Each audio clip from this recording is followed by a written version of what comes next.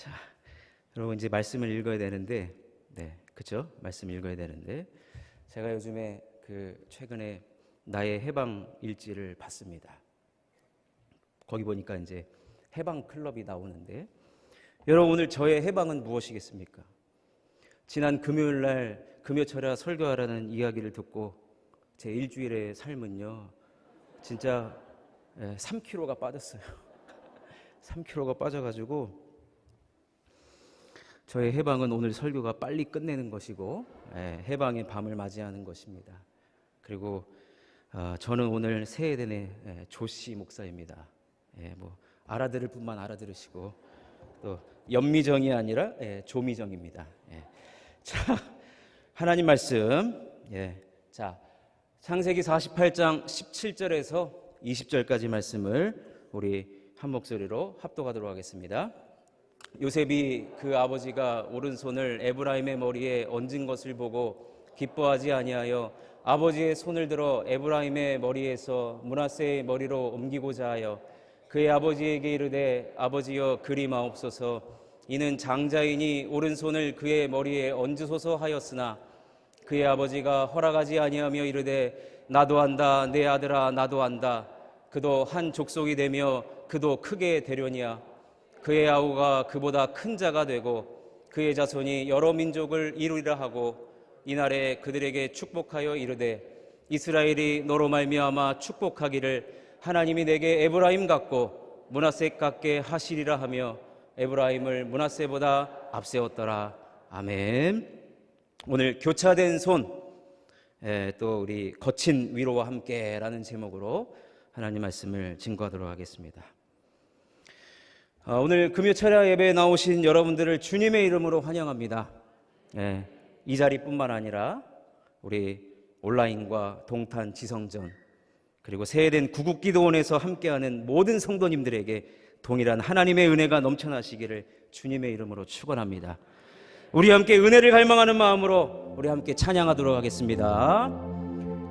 내 주를 가까이 하게 함은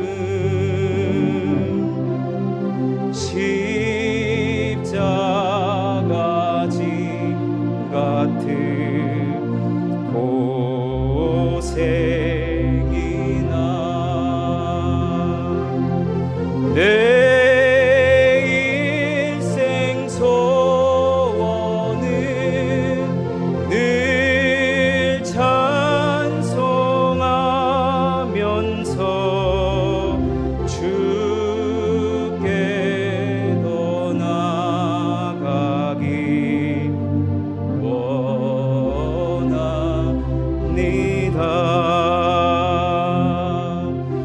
내 고생하는 것 옛 야곱이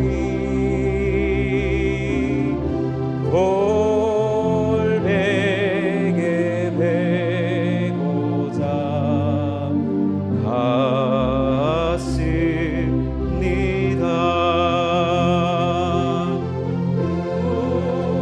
꿈에도 소원이 늘 찬송하면서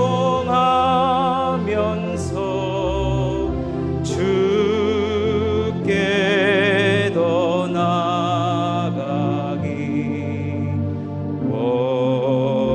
원합니다.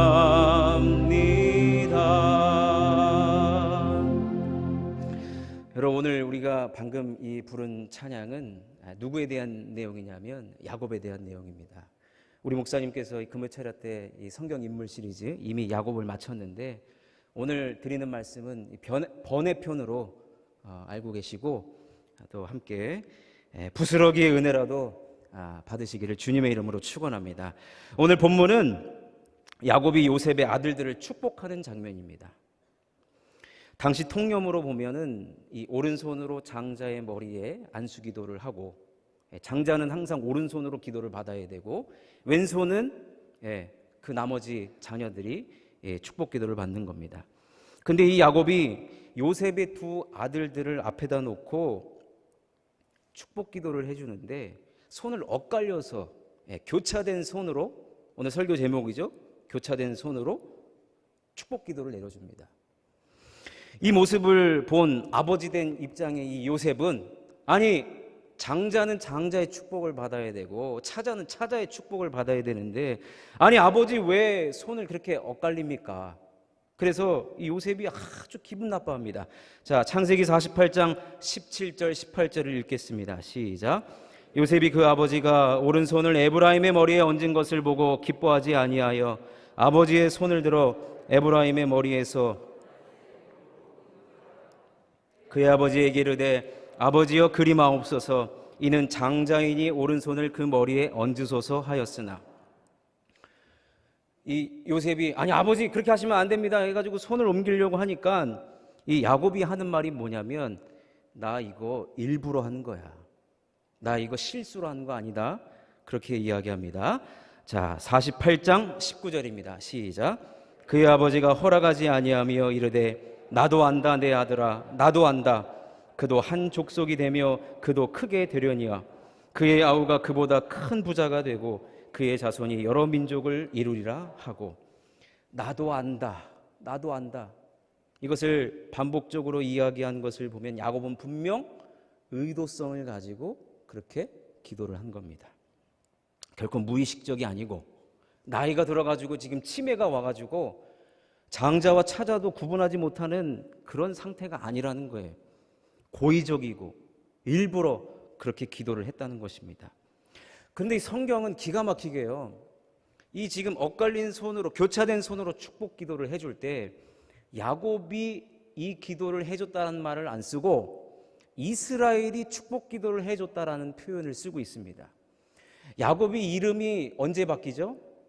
야복강가에서 하나님께서 그의 환도뼈를 치고 그에게 새로운 존재를 의미하는 이름을 붙여주지 않습니까? 그게 바로 이스라엘이었습니다.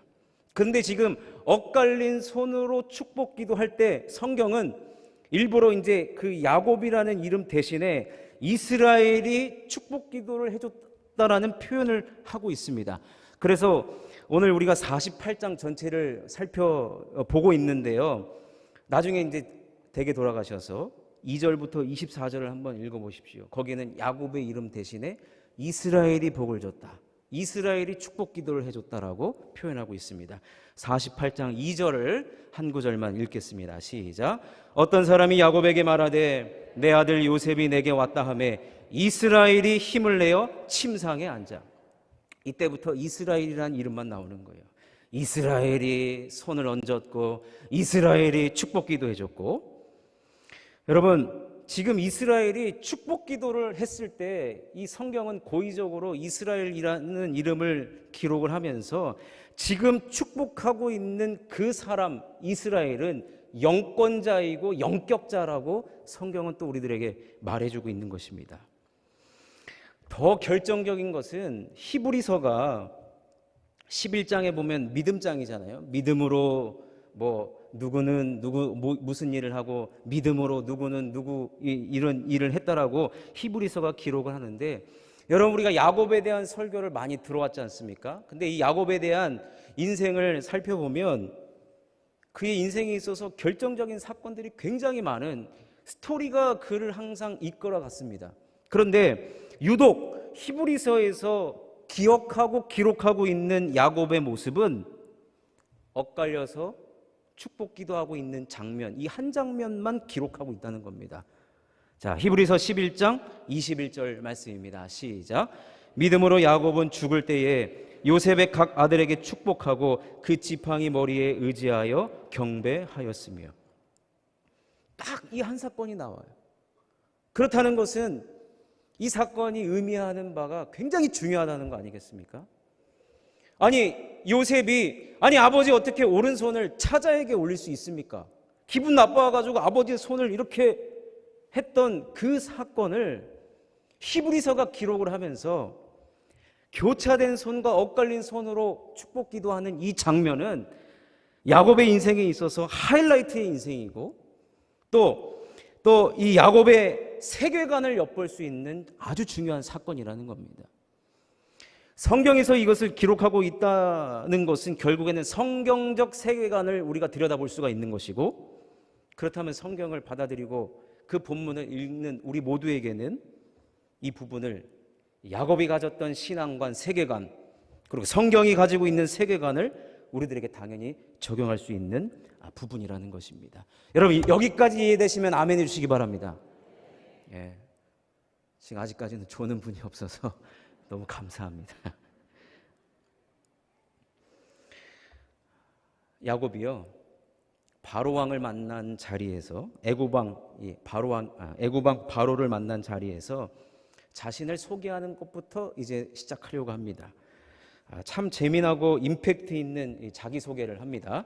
자, 창세기 47장 9절을 한번 읽겠습니다. 시작. 야곱이 바로에게 아뢰되 내 나그네 길의 세월이 130년이다. 내 나이가 얼마 못되니 우리 조상의 나그네 길에 연조에 미치지 못하나 험악한 세월을 보내었나이다 하고, 이 야곱은 애굽왕 바로에게 자신을 어떻게 소개하고 있냐면 내 나이가 130세밖에 안 됩니다. 아주 위트 있는 그런 자기소개를 합니다. 그러면서 덧붙이는 말이 아주 뼈 있는 말인데, 내가 험악한 세월을 보내었습니다 라고 그렇게 자신을 소개해요. 초면에 이런 소개를 합니다. 한마디로 그는 평범하지 않은 삶을 살았다는 것을 우회적으로 말하고 있는 것이고, 또 그가 살아온 인생이 한마디로 함축한다면 험악한 세월이었다는 것입니다. 사실 야곱에게 주어진 하나님의 약속은 평범하지 못했습니다. 이 평범하지 못한 이 약속을 알려면 130년 전으로 다시 돌아가야 됩니다. 자, 창세기 25장 23절입니다. 시작. 여호와께서 그에게 이르시되 두 국민이 내 태중에 있구나. 두 민족이 이 족속이 저 족속보다 강하겠고 큰 자가 어린 자를 섬기리라 하셨더라. 여러분, 이 약속의 말씀의 내용을 들여다보면 당시 사회의 문화와 통념을 거스르는 아주 급진적이고 획기적인 말씀입니다. 왜냐하면 장자에게 받아야 할 축복을 둘째에게 준다는 그 말이에요. 쉽게 얘기하면 둘째가 더 잘 된다는 거예요. 둘째를 내가 선택했다는 얘기예요. 근데 이 말씀이 하나님으로부터 주어졌는데, 여러분, 하나님은 어떤 분이십니까? 온 세상을 말씀으로 창조하셨잖아요. 그리고 말씀으로 온 세계를 지금 섭리하고 계시는데, 그럼 하나님 말씀이 반드시 이루어져 간다는 것입니다.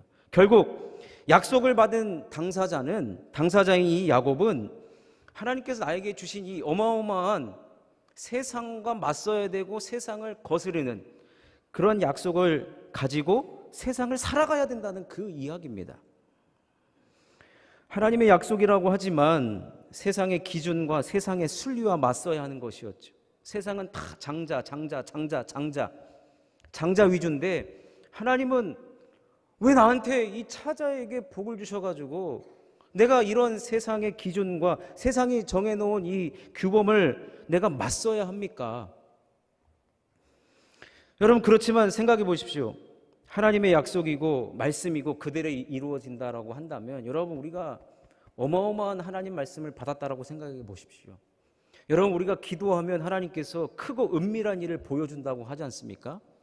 그러면 우리가 크고 은밀한 일을 우리가 받으면 우리 마음에 어떤 마음이 드냐면, 우리 마음이 커져요. 온 세상을 내가 다 정복하는 것 같고, 세상아 비켜라, 내 앞에 레드카펫을 깔아놔라, 내가 세상을 이길 것이다 하고 우리는 그 약속의 말씀, 기도 응답만 받아도 여러분 얼마나 좋습니까?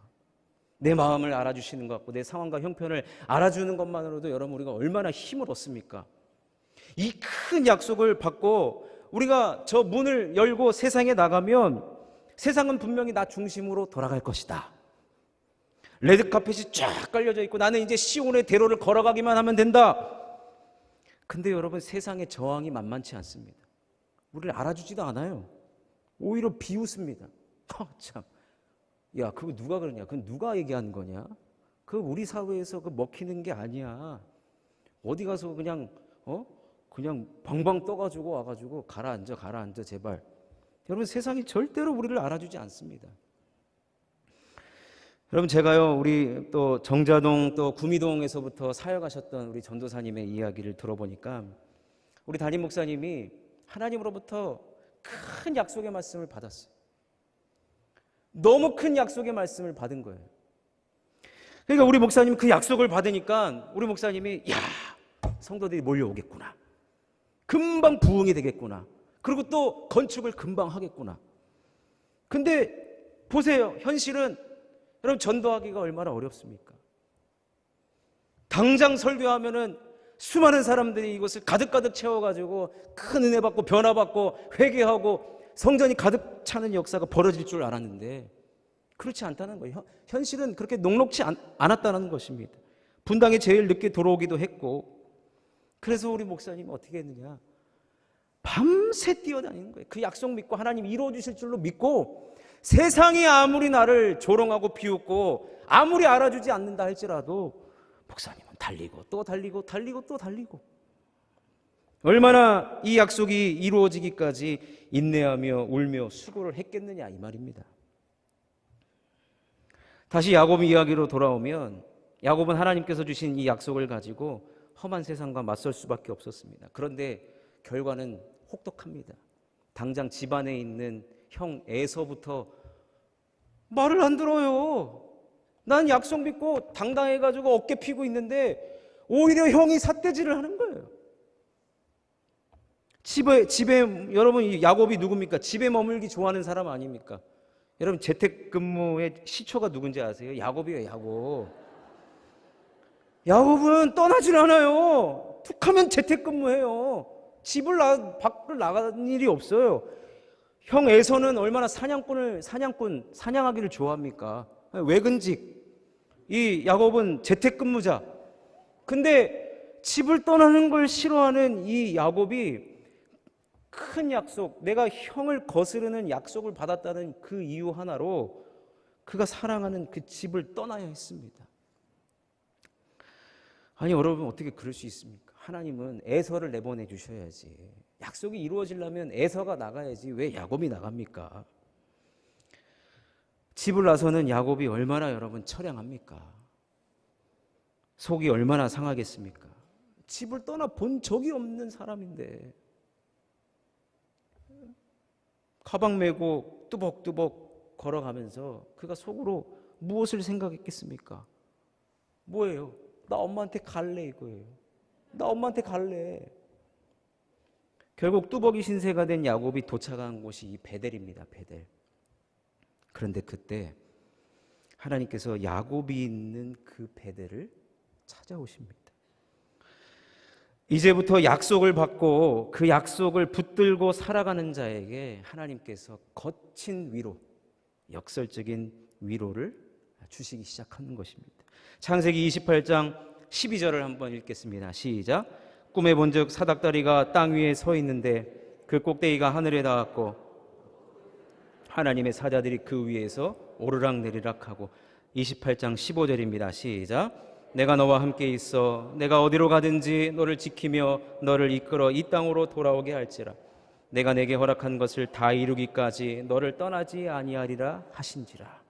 하나님께서 그 베델에서 돌베개를 베고 잠을 자고 있는 그때 하나님 찾아오셔서 하늘의 문을 활짝 열으셔서 천사가 오르락 내리락 하고 그러면서 하시는 말씀이 내가 너와 함께 하겠다는 거예요. 하나님, 제가 이렇게 큰 약속 받고 집을 떠나고 나 홀로 여기 있는 줄 하나님 아셨군요. 그러면서 하나님 하시는 말씀이 내가 어디로 가든지 너를 지키며 너를 이끌어 이 땅으로 돌아오게 할지라. 여러분, 야곱이 제일 좋아하는 게 뭐예요? 집이에요. 집돌이에요. 집돌이. 집으로 다시 돌아오게 해줬다는 거예요. 너무 이 야곱이 감격을 하죠. 하나님은 이 맞춤 전략이에요. 얘가 집 좋아하지? 야, 집으로 돌아오게 해줄게. 네? 근데요, 그 뒷말이 기가 막힙니다. 내가 내게 허락한 것을 다 이루기까지. 시간은 좀 걸린다? 근데 내가 너를 떠나지 않겠다. 그렇게 말씀하신 거예요. 그래도 야곱은 뭐가 있어요? 소망이 있잖아요. 내가 집에 돌아온다는 소망. 그래서 여기서 야곱은 위로를 얻고 힘을 얻고 엄마가 가라고 했던 외삼촌 라반의 집으로 이제 주님이 그 위로를 주셔서 그 힘을 얻어서 이제 외삼촌 라반의 집으로 갑니다. 라반의 집에 도착하니까 이 야곱이요 결혼도 합니다. 4명의 부인을 얻어요. 자녀도 많이 낳습니다. 겉으로 보기에는 행복해 보이고 아주 잘된 인생으로 보여지지만 외삼촌 라반은요 처음부터 속이는 사람으로 다가왔습니다. 부인을 바꿔치기를 하질 않나, 품삯을 속이기를 하질 않나. 자, 창세기 31장 41절입니다. 시작. 내가 외삼촌의 집에 있는 이 20년 동안 외삼촌의 2 딸을 위하여 14년, 외삼촌의 양떼를 위하여 6년을 외삼촌에게 봉사하였거니와 외삼촌께서 내 품삯을 10번이나 바꾸셨으며. 여러분, 속이는 사람과 함께 있는 것은 진짜 힘든 일입니다. 제가 어떤 글을 보니까 가장 최악의 관계는 손절한 관계가 아니라 싫어도 계속 봐야 하는 관계라고 합니다. 싫은 사람을 계속 보는 것만큼 엄청난 감정 소모와 큰 스트레스를 유발하기 때문이라고 합니다. 야곱은 꼴도 보기 싫은 이 라반과 20년을 함께 살아요. 얼마나 그의 감정은 메마를 대로 메말랐고 얼마나 그 스트레스가 컸겠습니까? 자, 그런데 이때 하나님께서 야곱을 위로하십니다. 거친 위로로 말입니다. 어떤 위로냐? 이 라반의 재산을 빼앗아 주시는 축복으로 하나님은 거친 위로를 해주십니다. 창세기 31장 9절입니다. 시작. 하나님이 이같이 그대들의 아버지의 가축을 빼앗아 내게 주셨느니라. 하나님이 빼앗아 주신 것. 하나님이 이 라반의 그 가축을 빼앗아 누구에게 안겨주셨느냐? 약속을 받은, 약속 때문에 고생하고 있는 이 야곱에게 가축을 빼앗아 주시면서 거친 위로를 해주고 계시는 겁니다. 그러니까 야곱이 또 거기서 힘을 얻죠. 이제는 어디로 갑니까? 고향으로 돌아갑니다. 그런데 고향으로 돌아가는 길에 껄끄러운 관계였던 형 에서가 마중 나온다는 소식이 들려요. 여러분, 우리는 보통 상대방이 변화하기를 바라잖아요. 20년도 더 지난 우리 형님이 이제는 좀 마음이 넓어지고 누그러졌을까? 얼마나 여러분 상대방이 먼저 변화하기를 바라잖아요. 그런데 하나님은 에서보다 야곱이 변화하기를 원하셨어요. 그래서 야복 강가에서 밤새 씨름하는 일을 통해 이때 비록 야곱은 환도뼈가 부러져서 다리가 절개되고 장애를 안고 살아가는 인생이 되지만 하나님은 그 존재 자체를 변화시켜 주셔서 야곱이 이스라엘이 되어지는 이제 진짜 총회의 축복을 받는 그런 하나님의 사람으로 하나님께서 거친 위로를 해주십니다. 창세기 32장 28절을 읽겠습니다. 시작. 그가 이르되 내 이름을 다시는 야곱이라 부를 것이 아니요 이스라엘이라 부를 것이니 이는 내가 하나님과 및 사람들과 겨루어 이겼음이니라. 결국 내가 변화되고 내가 새로운 존재가 되니까 에서와의 관계도 하나님께서 자연스럽게 가장 선한 길로 인도해 주신 것을 보게 됩니다. 여러분, 이거 다 나열하면 오늘 밤새요. 부목사가 설교하는데 그래도 좀 일찍 끝나는 게 저는 가장 큰 은혜라고 생각됩니다. 여러분, 이것 말고도 딸 디나가 수치를 당하는 일도 이제 쇼컷으로 갑니다. 사랑하는 아내 라헬이 베냐민을 낳다가 죽어요. 그리고 아버지 이삭의 죽음을 맞이하는 일까지 진짜 이 야곱의 인생은 험악한 세월을 살아갑니다. 험악한 세월의 종합 선물 세트 같은 인생이 바로 야곱입니다. 그런데 또 여기서 끝나는 것이 아니라 그가 얼마나 사랑했든지 채색옷을 지어서 입혔던, 사랑하고 편애하기까지 했던 아들 요셉이 죽었다는 소식을 들어요. 자식을 가슴에 묻는 그런 어려운 일까지 당합니다. 근데 이때 하나님의 거친 위로가 무엇이었습니까? 역설적인 위로가 무엇이었냐면 어느 날 갑자기 요셉이 애굽의 총리로 짠 하고 나타나는 거예요. 부활하면서 나타난 것입니다. 여러분, 이 험악한 세월 속에는요, 이 약속 때문에 여러 가지 내가 당하지 않아야 될 일들이 들어가 있는 것과 동시에 하나님의 그 거친 위로, 역설적인 위로가 함께 어우러진 그런 종합 선물 세트 같은 인생이 누구였느냐? 바로 야곱이라는 것입니다. 제가 이 본문을 착 준비하면서 나 이런 야곱이라면 난 야곱 안 산다. 이런 거친 위로 받을 필요가 없어요. 저는 받고 싶지도 않고. 여러분 여기서 뭐 야곱이 매력적입니까? 매력적입니까? 여러분 저는 그냥 평범하게 살고 싶어요. 그냥 쭉 가늘고 길게 살고 싶어요.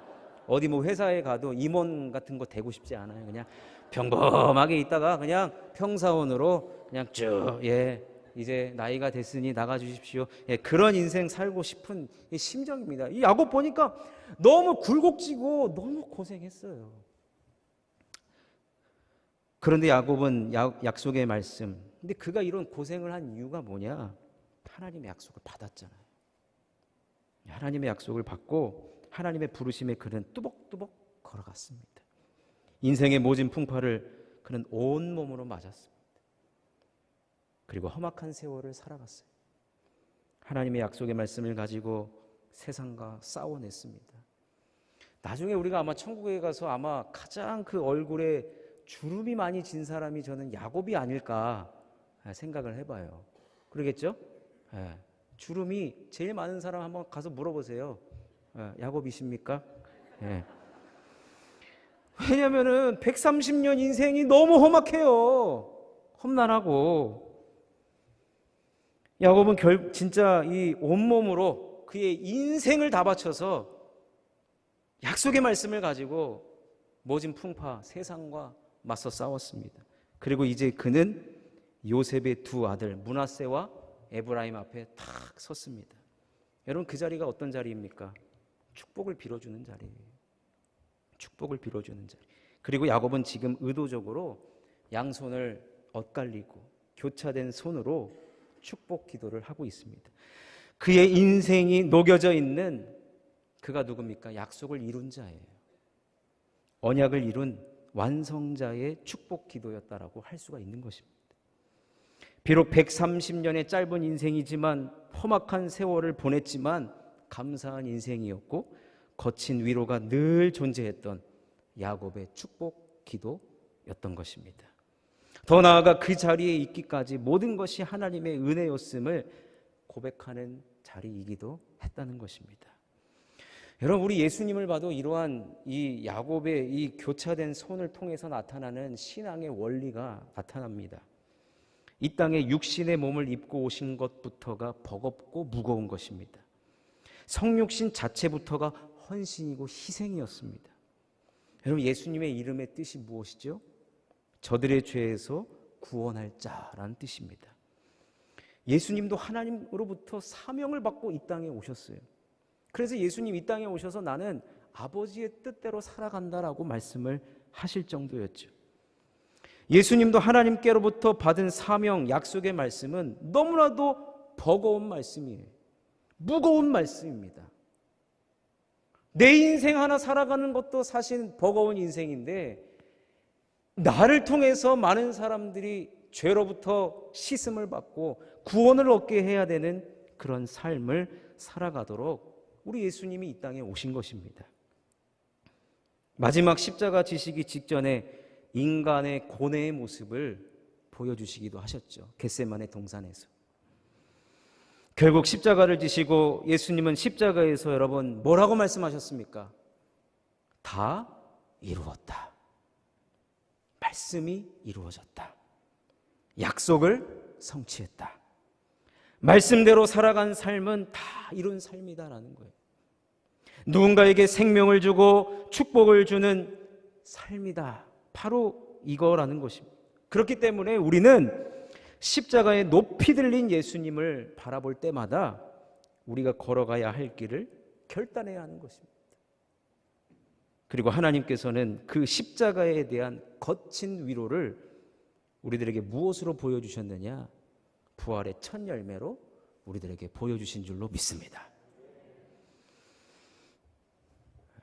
이제부터 제 개인의 이야기를 좀 하려고 하는데요. 저는 제 뜻대로 제 의지대로 신학교를 가지를 않았어요. 부모님께서 신학교를 가라 그래서 갔습니다. 되게 순종적인 아들이죠. 예. 근데 제 의지가 아니니까 들어간 첫 2년 동안은 거의 뭐 공부를 안 했어요.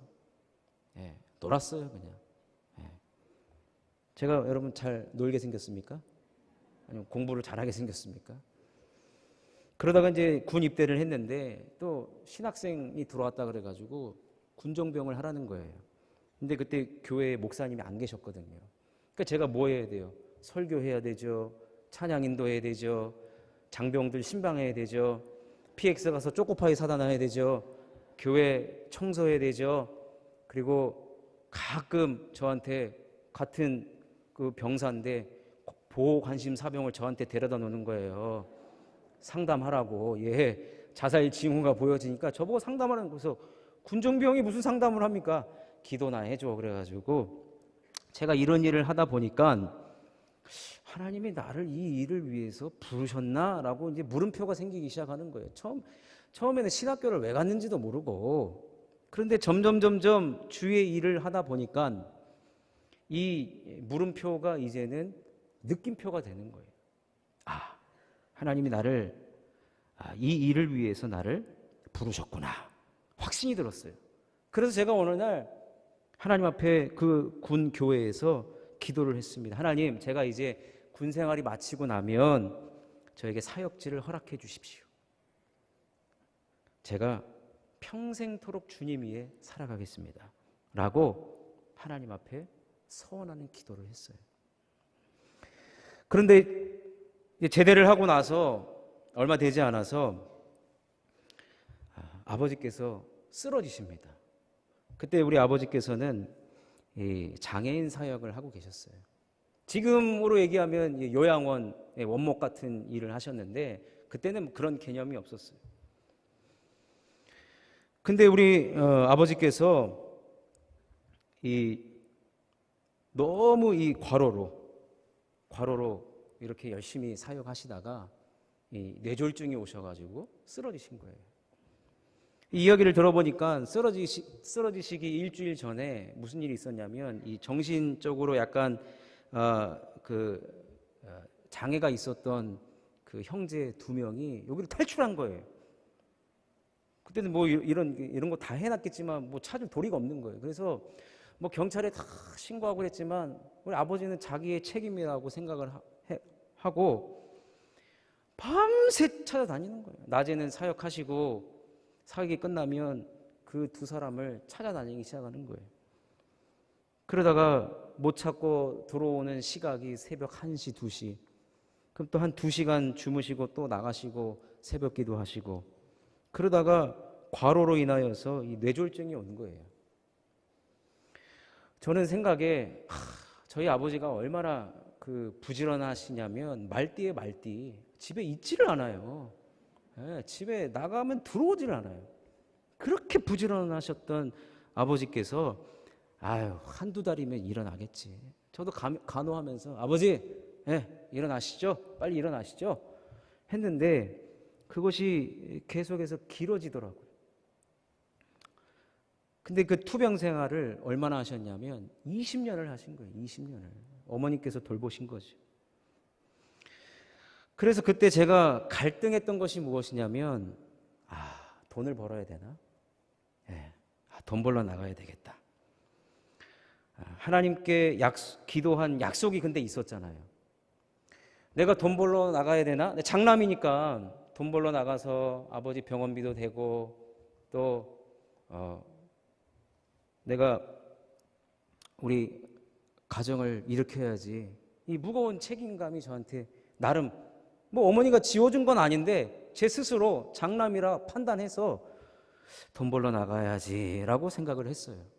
근데 그럴 때마다 내 마음속에 무슨 갈등이 있냐면 하나님 앞에 제가 기도했잖아요. 주의 종으로 살게 해달라고. 근데 아버지의 이 금방 안 일어나는 그 모습을 보면 그때마다 마음이 계속 갈등이 나는 거예요. 얼마나 많이 기도했겠어요. 하나님, 아버지 빨리 일어나게 해주세요. 빨리 낫게 해주세요. 그래 제가 기도한 거 지킬 거 아닙니까? 그렇지 않으면 저 돈 벌러 나가야 되니까 하나님 빨리 좀 해주십시오. 그래가지고 그때 제가 제일 많이 읽었던 성경이 뭐냐면 복음서예요. 복음서. 왜냐하면 복음서에 병 고친 자들이 일어나잖아요. 그 부분만 골라서 읽은 거예요. 그래서 어느 날은 하도 그 부분을 안 읽어져가지고 왜 안 나오는 거예요. 눈에 안 들어와요. 그래서 어느 날은 안 돼가지고 성경을 놓고 가운데를 팍 찍어가지고 이걸 피면 이렇게 해도 제가 그렇게 이제 한 적도 있죠.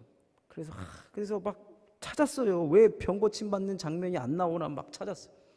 그런데 하나님 말씀을 읽을 때마다 눈에 들어오도록 레마의 말씀으로 주셨던 말씀이 뭐냐면 진짜 화딱지나는 말씀들만 주시는 거예요.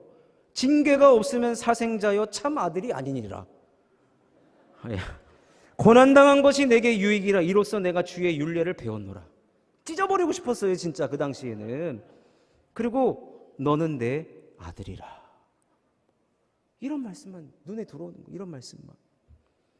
나중에 생각해 보니까 하나님께서 시간 끌기 하신 거예요. 시간 끌기. 언제까지 시간을 끌었느냐? 제가 복학하는 그때까지.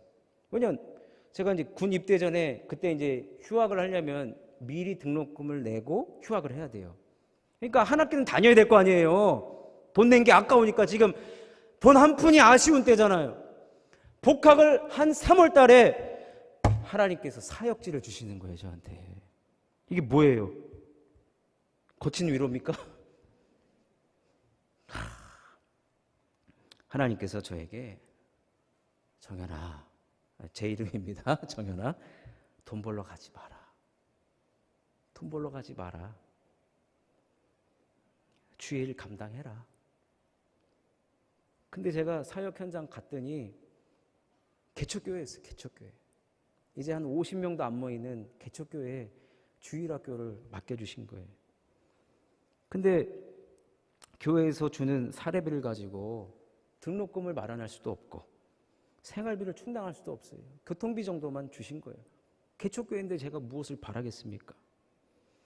근데 이때요 하나님께서 참 거친 위로를 해주시는데 진짜 기가 막힌 친구들을 만나게 하신 거예요. 저하고 같은 고등학교를 나온 친구가 있더라고요. 몰랐어요. 그러니까 얘가 저를 되게 좋아해요. 갑자기 저를 따라다니기 시작하는 거예요. 그러면서 얘가 정연아 배고프지? 밥 먹자. 그럼 지가 돈을 내요. 정연아 집에 갈 때 같이 가. 차비를 지가 내요. 정연아 이거 숙제 레포트 내야 되는데 너 이 책 네가 봐. 책을 주는 거예요. 얼마나 신나게 얻어먹었는지 몰라요 진짜. 차비도 내주고 가는 동안에 또 정연이 심심하다고 옆에서 쫑알쫑알 해주고. 근데 그 친구가요, 여러분 신학생들 그때는 다 가난했는데 이야 진짜 나중에 알고 보니까 지금 잘 살긴 해요. 그 집안이 잘 살아요. 근데 이유도 없이 저한테 그냥 베풀어 주는 거예요. 완전 베푸는 거장이죠. 근데 제가 계속 이 친구가 생각이 나는데요. 우리 박영찬 목사님이라고 군목 출신의 엘리트입니다. 근데 이분이 독일로 유학을 떠나버린 다음에 연락이 안 되는 거예요. 연락이 안 돼. 혹시나 이 방송을 보고 있다면 우리 박영찬 목사님 꼭 연락 좀 주십시오. 어머니 아버지가 장로님 권사님인데 다니는 교회에 전화 받더니 개인정보라고 절대 전화번호 안 가르쳐 주겠다는. 여러분 그러다가 제가 이제 신대원을 가게 되고 또 결혼도 하게 되고, 그런데 이 신학교 3학년 신대원 3학년 때 또 누가 저한테 충격적인 이야기를 해줘요. 무슨 이야기를 하냐면 제가 뭐 누구를 지금 뭐 직업을 이야기하고 누구를 비하하려고 하는 것이 아니라 저한테 그러는 거예요. 목사 한 수 받고 서울 시내에 택시 운전하는 분들이 얼마나 많은 줄 아느냐. 네가 이 길을 가는데 과연 네 욕심인지 하나님의 부르심인지 확실히 기도하고 응답받고 가라는 그 이야기를 3학년 졸업할 때 그 이야기를 들은 거예요. 마침 그때 제가 사역하던 교회에서 특별 새벽기도 3주간 21일 동안 있던 때예요. 그래서 제가 이 기도의 제목을 가지고 내가 기도해야 되겠구나. 그래서 하나님 앞에 막 기도했는데 20일 동안 아무런 응답이 없는 거예요. 얼마나 초조하겠습니까? 하나님 결국 아니었습니까? 결국 저는 이 길이 아닌가 봐. 어떻게 합니까, 하나님? 그래도 여기서라도 하나님 아니라면 순종하겠습니다. 그런 심정으로 21일 되는 마지막 날 하나님 앞에 진짜 눈물로 기도했는데 하나님께서 그날 저에게 주신 말씀이 바로 이것입니다. 사도행전 20장 24절 말씀 읽어보겠습니다. 시작. 내가 달려갈 길과 주 예수께 받은 사명 곧 하나님의 은혜의 복음을 증언하는 일을 마치려 하면은 나의 생명조차 조금도 귀한 것으로 여기지 아니하노라. 이 말씀을 저한테 이 가슴에 이 말씀을 하나님께서 팍 심겨주시니까 얼마나 제가 그 자리에서 대성통곡을 하고 떼굴떼굴 굴렀는지. 하나님 저 부르신 거 맞군요. 그 다음 뭐예요? 하나님 저 택시 운전 안 해도 되겠군요. 그래가지고 하나님께서 나를 은혜의 복음 증언하는 일을 마치려 하면 나를 하나님 택하셨구나. 나는 이제 복음 전하는 일을 하면 되겠구나. 이 약속의 말씀을 제가 받으니까 제 어깨가 얼마나 당당해집니까? 얼마나 힘이 생깁니까? 그러고 나서 이제 졸업과 동시에 전임 사역을 위해서 교회에다가 사표를 썼어요. 저 이제 전임 사역하러 갈 테니까 목사님 저를 보내주십시오. 그래, 네 갈 길 가라. 갔어요. 갔는데 제가 11월 달부터 각 교회에 원서를 썼는데 한 군데도 오라는 데가 없는 거예요. 한 군데도. 여러분 제가 어딜 봐서 빠집니까? 제가 어딜 봐서 여러분 부족합니까? 제 고향 서울이에요. 서울이고 서울에서 사역을 했고 교단의 신학과 총신 또 이 신대원을 나왔는데 이력서 한 군데서 연락이 없는. 기억으로는 11월부터 12월까지 원서를 썼는데 15군데에서 하여튼 면접은 오라고 했어요. 면접은 오라고 했는데 다 떨어뜨리는 거야. 다 떨어뜨리는 거야. 뭐 말 한마디도 안 했는데 떨어져요. 어떤 데는 갑자기 설교를 하라 그래요. 그래가지고 준비도 안 되는데 제가 봐도 설교를 너무 잘했어. 어린이 설교를 하래요. 어린이 설교를 실컷 했더니 감사합니다. 다음에 뵙겠습니다. 저를 오라고 했던 이 대전에 엄청나게 그 대형 교회가 한 군데 있어요. 대전에 집을 다 알아봤어요. 근데 웬일이에요. 가려고 했더니 신문에, 우리 기독신문에 광고가 나온 거예요. 제 자리에 사람을 뽑겠다고. 저한테 연락도 안 해주고. 진짜 화가 났습니다. 야, 진짜 이래도 되나. 그때 또 참 사람이 그런 것 같아요. 아버지 생각이 나는 거예요. 제 친구들은 아버지 잘 만나가지고 좋은 사역지 가고 전임 사역하고 누구는 담임 목사도 벌써부터 하고. 근데 연말이 다 돼가요. 12월 마지막 주가 된 거예요. 얼마나 초조해요. 근데 그때 그래도 제가 긍정적인 것 같아요. 나는 국내용이 아닌가? 나는 국내용이 아닌가 보다. 해외가 나를 부르는구나. 그래 마침 제가 그때 말레이시아 선교를 다녀온 적이 있는데 말레이시아 선교사님이 전화를 하면 금방 받아주겠다 해가지고 전화를 이제 한번 드려야 되겠다.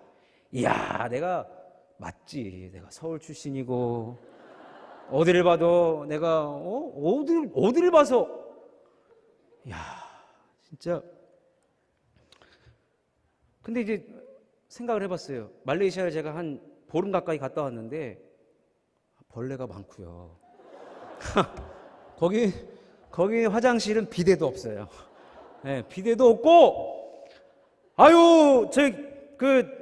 똥 닦은 손으로 밥 먹고 하여튼 막 그래. 제가 비하하는 게 아니 그들의 문화죠, 문화. 말레이시아 생각하니까 후진국 말고 선진국인가 보다.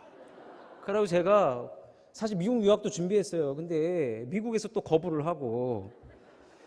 근데 이제 12월 진짜 마지막 주가 된 거예요. 얼마나 초조합니까? 이미 사실은 그때 사역자들은 이미 다 12월이면은 다 이제 이 사역지가 정해지는데 12월 마지막 주인데 얼마나 오라는 데가 있겠습니까? 근데 이때 하나님께서 거친 위로를 저한테 주십니다. 저에게 탁 손을 하나 내미는 교회가 있었어요. 손을 내미는 교회. 여러분 그 교회가 어딘지 아십니까? 어떻게 제 원고가 유출됐나? 사랑하며 섬기는 세대인 교회. 사랑하며 섬기는 세대인 교회. 저는 그날 아직까지도 잊을 수가 없어요.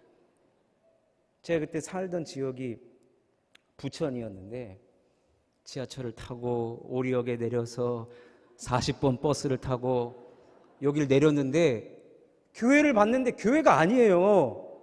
무슨 백화점인가 해가지고 다시 버스를 타고 오리역에 갔어요. 오리역에 가서 안 되겠다. 내가 지금 면접을 보라고 했는데 늦으면 안 되지. 제가 그래도 일찍 갔거든요. 왜냐?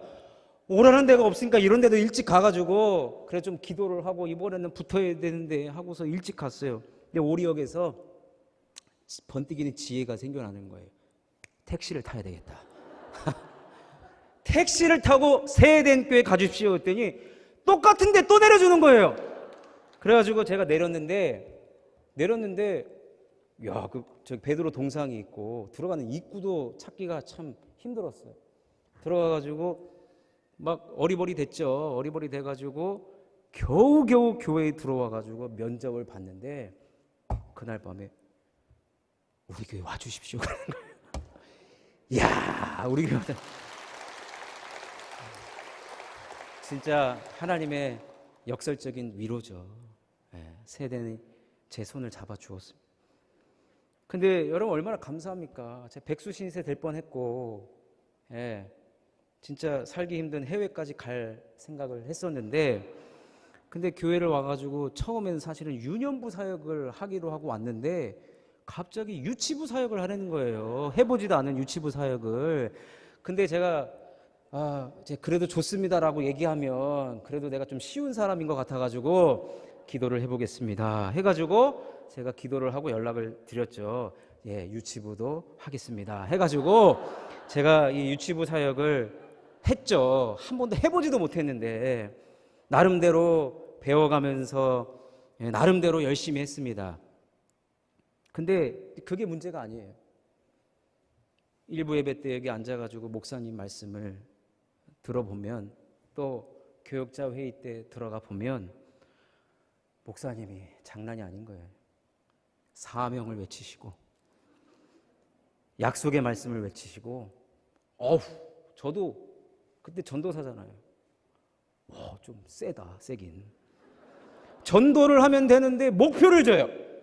목표를 주고 전도 목표를 못하면 약간 이게 혼나는 분위기인가 이거 아닌가 막 이런 분위기고 이런 분위기는 처음 봤거든요. 그리고 그래서 제가 유치부 하는 내내 생각했던 건 뭐냐면 널널한 교회로 가야 되겠다. 널널한 교회로 가야 되겠다.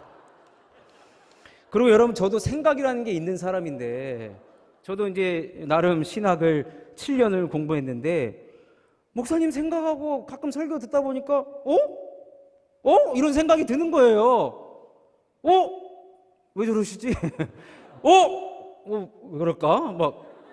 근데 이런 고민을 할 때마다 괴로워요. 괴로운데 이런 고민을 할 때마다 진짜 신기하게요. 그 다음 주에 목사님이 말씀을 전하시면 문제가 해결이 되는 거예요. 그래서 그렇구나. 근데 처음엔 한두 번은 우연이겠지. 그래가지고 더 뚫어지게 말씀을 들었는데 제가 고민하고 생각하고 이게 맞지 않는다라고 하는 그 말씀들마다 하나님께서 맞춰가도록 인도해 주시더라고요. 이게 바로 거친 위로죠. 그래서 순간순간 하나님께서 거친 위로를 주셔서 제가 여기에 무려 15 years 15년을 지금 제가 여기 있는 거예요. 15년을. 여러분 저는 우리 교회에 와서 목사님께로부터 이 사명에 대한 이야기 많이 듣잖아요. 그럴 때마다 가장 충격적인 말이 뭐냐면 사명자는 죽지 않는다는 거예요. 근데 그럴 때마다 제가 떠올리는 한 인물이 있어요. 누구겠어요? 우리 아버지시죠. 아버지께서 이루지 못한 사명을 늘 생각해 봅니다. 우리 아버지가 늦은 나이에 신학을 가셨거든요. 근데 가기 직전에 진짜 술에 쩔어 계셨어요. 여러분 나의 해방 일집 보신 분들 알죠? 구씨가 알코올 중독이에요. 우리 아버지도 약간 그 단계까지 가셨어요. 근데 하나님이 그런 사람을 주의 종 만드시려고 하나님께서 강권적인 역사로 부르셨는데 몇 번을 거절하셨어요. 그때요, 집 다 날라가고, 예, 청소년 시기에 우리 집이 돈이 하나도 없는 거예요. 그래서 아버지께서 결국에는 하나님 앞에 두 손 두 발 들고 그 부르심에 순종하겠습니다라고 갔을 때, 여러분, 우리 아버지 형제분들이 8남매예요. 7명의 그 형, 우리 큰아버지, 작은아버지, 고모들 다 뜯어 말렸어요. 다 뜯어 말리고, 미쳤냐 지금 네가 무슨 신학을 해? 너 주제에 무슨 신학을 하냐? 그런데 하나님 부르시니까 순종한 거예요. 그리고 베델교회라고 개척을 하십니다. 기가 막히죠. 제가 봤을 때도 아버지 미친 거 아니냐, 속으로. 사춘기였어요, 사춘기. 그러다가 나중에는 또 무슨 장애인 사역을 하신다고. 그러다가 병을 얻어서 사명을 끝까지 완수하지 못한 아버지가 자꾸 떠오르는 거예요. 근데 세회den에서 제가 은혜를 받고 또 이 거친 위로를 받다 보니까 제가 어느 날부터는 무슨 생각이 들었냐면, 지금 아버지께서 못다 이룬 사명을 하나님 나에게 이어달리게 하듯이 바톤을 넘겨줘서 내가 지금 이 사명을 감당하고 있나? 라는 생각이 이제부터 들기 시작하는 거예요. 아버지는 아버지고 나는 난데 무슨 내가 이 사명을 내가 이어받나? 라고 생각을 하는데, 점점 우리 세회den에서 목사님이 사명자로 어떻게 살아가고 있는 모습을 보고 사명에 대한 말씀을 듣고 나니까 맞겠구나. 사명자는 죽지 않는 게 맞는 말이구나. 사명을, 그 하나님의 그 크신 일을 이루려고 지금 나를 이곳에 하나님이 부르셨고, 위기가 있을 수 있었지만 거친 위로를 통해서 하나님 나를 이렇게 인도해 가고 계시는구나. 제가 이 생각이 드니까 너무 감사한 거예요. 내가 뭐라고, 벌레만도 못한 나를, 하나님 나를 부르셔서 이 주의 일을 하라고, 그리고 이 사명이 많은 우리 세회된 교회가 내 손을 잡아주고 나를 이곳으로 인도한 것 자체가 너무 감사한 거예요. 그리고 생각해보면 은혜이고, 또 생각해보면 감사하고, 또 생각하면 은혜이고. 그래서 작년 10월인가에 이 감사를 좀 표현을 해야 되겠다. 그래서 그때부터 기도하며 준비한 것이, 작년에는 우리가 참전용사를 메타버스로 했잖아요. 올해는 코로나가 어느 정도 완화되면 할 것이다라고 제 나름대로 생각을 하고 하나님 앞에 이 감사의 예물을 준비하기 시작을 했어요. 그리고 진짜 하나님의 은혜로 그 예물이 준비돼서, 목사님 힘드신 거 아는데 부목사가 어떻게 목사님 찾아가서 기도를 받습니까? 그래도 저 혼자 우리 식구들 다 데리고 가는 것보다 그냥 저 혼자 그냥 잠깐 들어갔다가 빨리 그냥 빠져야지, 그 생각을 했어요. 근데 그날따라 우리 아들을 좀 데리고 들어가야 되겠다, 생각이 들었어요. 그래서 우리 아들이 지금 우리 세회den에서 낳고 자랐거든요. 그래서 우리 아들이 몇 살일까요? 제가 15년 됐으니까 우리 아들이 몇 살이죠? 15살이죠. 중2인데 우리 아들이 안수기, 우리 목사님께 이제 제가 데리고 갔어요. 근데 목사님께서 기도 제목도 제가 간단하게 썼거든요. 근데 목사님께서 아주 뜨겁게 기도를 해주셨어요. 그런데 이 기도를 받는 그때에 제 마음에 우리 아들 목사님한테 안수 기도를 한번 받게 해야 되겠다, 이런 생각이 든 거예요. 그래서 목사님께서 예수님의 이름으로 기도합니다, 아멘과 동시에 제가 뭐라고 했냐면, 목사님! 그랬더니, 목사님, 우리 교회에서 태어나자마자 목사님께 기도받고 심장수술 받았던 우리 건우가 이렇게 건강하게 잘 자라서 중학교 2학년이 되었습니다. 목사님 그동안 중간중간에도 기도 많이 해주셨지만 이번에 처음으로 기말고사를 봅니다.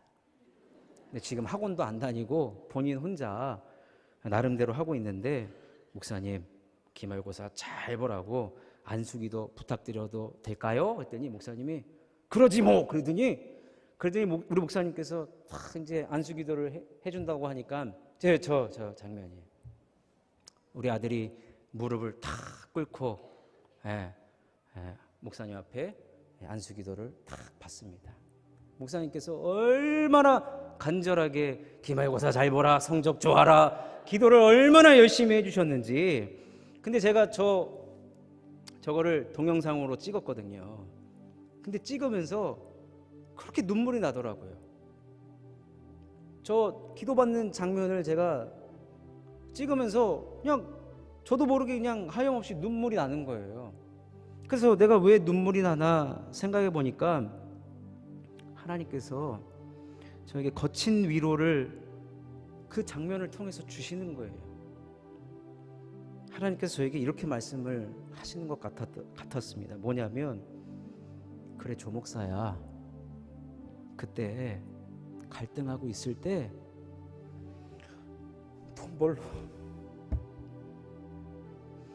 돈 벌러 나가야 될까, 아니면 사역자로 간다는 그 국교에서 하나님 앞에 서원하고 기도했던 그 약속을 지켜줘서 고맙구나, 포기하지 않아줘서 고맙고, 내가 내민 손 잡아줘서 고맙고, 무거운 약속인 줄 알지만 그 부르심에 순종해줘서 고맙구나. 저 오늘 진짜 안 올라 그랬어요. 사실 이 설교 준비하면서 진짜 많은 눈물을 주셨어요. 내가 이 자리에 있는 것이 하나님 거친 위로 아니었으면 올 수가 없었습니다. 그러면서 하나님께서 이 파노라마 같이 제 인생을 보여주시는데,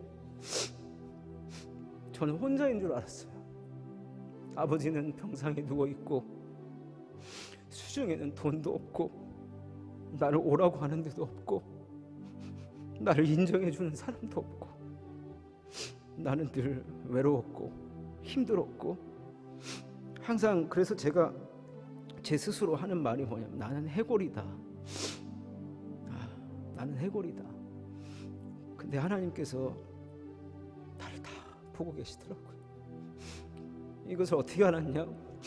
우리 목사님께서 우리 아들 안수기도 해줄 때, 우리 목사님은 기말고사 잘 보라고 그렇게 기도해 주시지만 저를 위로해 주시더라고요. 저를 위로해 주시더라고요. 하나님은 거친 위로를 계속적으로 보내주고 계셨습니다. 거친 위로를 계속해서 보내주고 계셨어요. 제가 못 깨달았을 뿐이지. 그래서 이 찬양을 우리가 함께 하나님 앞에 좀 올려드렸으면 좋겠습니다.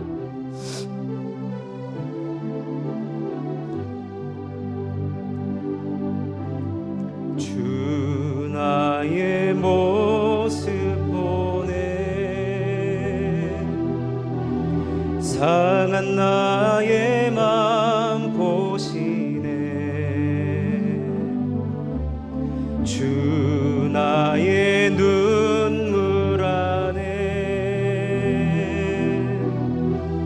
홀로 울던 맘 아시네. 주 사랑 내게 있네. 그 사랑이 날 채우네. 주네 내게 있네. 그네로 날 세우네. 세상 소망 다 사라져가도 주의 사랑은 끝이 없으니, 살아가는 이 모든 순간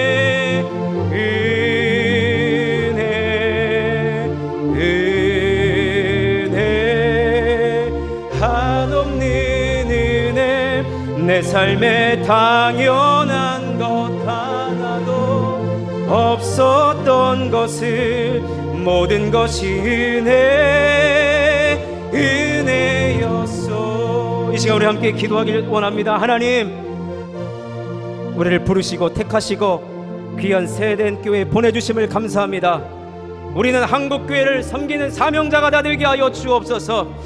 힘들고 버겁지만 거친 위로를 바라보며 귀한 사명 감당할 때에 우리도 엇갈린 손이요 교차된 손으로 축복의 자리에 올라서게 하여 주시옵소서. 그러기 위해서는 하나님의 은혜가 필요합니다. 주여 우리들에게 주님의 은혜를 더하여 주시옵소서. 주님의 은혜가 아니면 안 됩니다. 주여 우리들에게 은혜를 더하여 주시옵소서. 이 시간 주여 부르고 기도하다가 돌아가시겠습니다. 주여 주여 주여. 하나님 아버지, 야곱과 같은 우리의 삶을 하나님 아버지 우리를 사랑하여 주시고 하나님 약속으로 우리를 인도하여 주시고 하나님 말씀으로 우리를 붙들어 주셔서 비록 우리가 하나님 험악한 세월을 살아가며 험난한 인생길을 살아가지만 그럴 때마다 하나님은 거친 위로로 역설적인 위로로 우리를 인도해 주심을 믿습니다. 하나님, 우리 가운데도 이 자리에 앉아 계신 우리 성도님 가운데도 이런 거친 위로가 필요한 성도님들이 많이 계실 줄 압니다. 하나님, 눈을 들어 주님의 그 거친 위로 역설적인 위로를 바라보게 하여 주옵시고 그리하여서 하나님 아버지 우리는 지치지 않고 주님 손 붙들고 아버지여 이 귀한 사명의 길을 걸어가는 우리 모든 세대의 사명자들 다 되게 하여 주시옵소서. 하나님, 이를 위하여 우리는 하나님의 은혜가 필요합니다. 하나님, 야곱의 인생관 야곱의 세계관은 하나님의 은혜였습니다. 하나님의 은혜가 아니면 안 됩니다. 하나님의 은혜가 아니면 안 됩니다. 주여, 모든 것이 하나님의 은혜입니다. 주여, 우리들에게 은혜를 더하여 주옵소서. 하나님의 은혜를 더하여 주옵소서. 귀한 사명 감당할 수 있는 은혜를 허락하여 주셔서 하나님, 우리도 야곱과 같이 야곱의 총회의 축복을 이루게 하여 주시고 하나님, 그럴 때에 우리 교회와 우리 목사님과 우리 성도들은 야곱과 같이 엇갈린 손과 교차된 손으로 한국교회를 축복하는 교회 중에 교회요 쓰임받는 교회가 될 줄로 믿습니다. 주여, 아버지 하나님, 우리를 이렇게 사용하여 주옵소서. 우리를 이렇게 사용하여 주시옵소서. 주여, 우리를 이렇게 사용하여 주시옵소서.